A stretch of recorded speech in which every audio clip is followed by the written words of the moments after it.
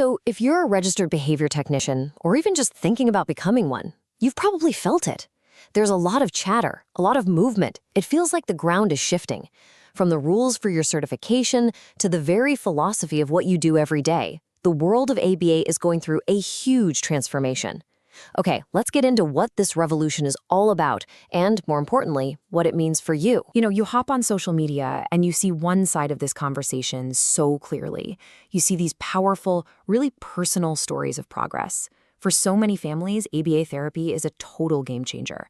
Parents celebrating those little breakthroughs that are actually huge. A child making a request for the very first time, or finally mastering a skill they've been working on for months. It's exactly like this post says. It's the small victories for us.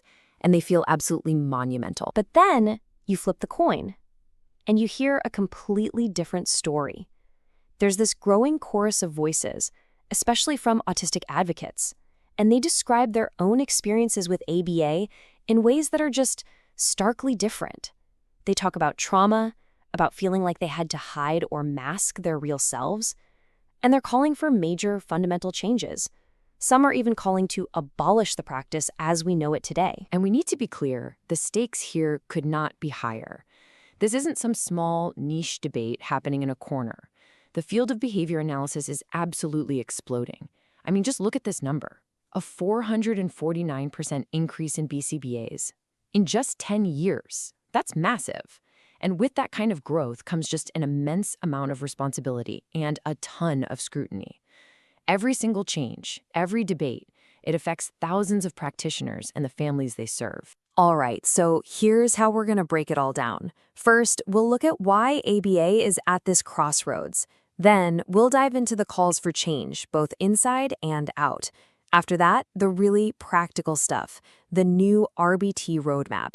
And we'll wrap up by looking at what all of this means for your future. Okay, first up, ABA at a crossroads.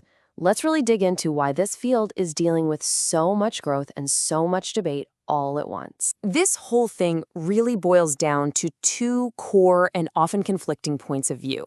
On one hand, you have proponents who stand firm on decades of research. They argue that ABA is an evidence-based science that helps people achieve real life-changing goals.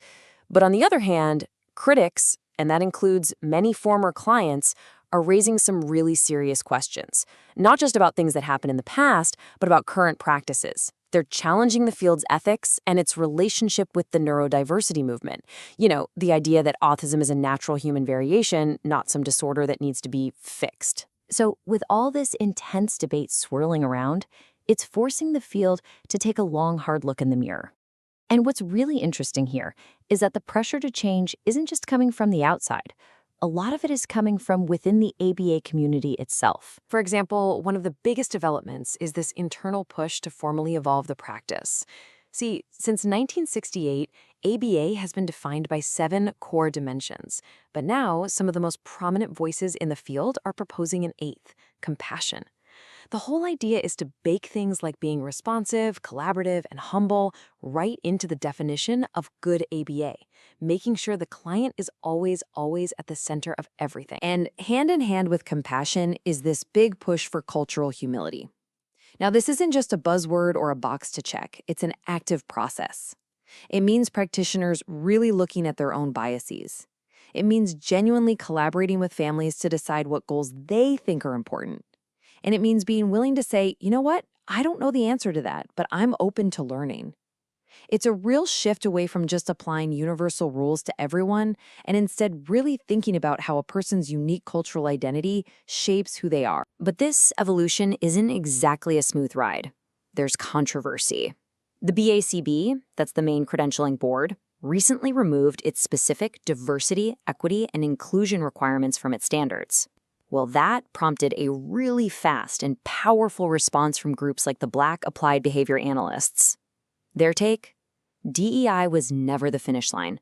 It was the absolute bare minimum, the starting point for creating real equity. Now, for its part, the BACB explained the decision by saying they have a responsibility to safeguard their standing.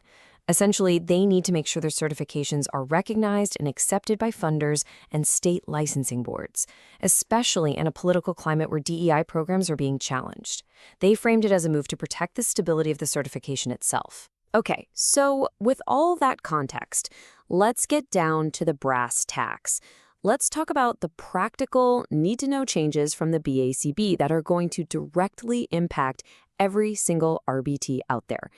This is your new official roadmap. You might want to get ready to mark your calendar. The first big change hits on January 2nd, 2025. That's when the new application process kicks in. Then on January 1st, 2026, two more huge things happen.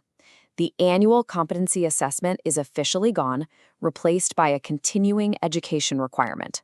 And the RBT exam itself is getting an update. So let's walk through this new process, because here is the single most critical change you need to know about.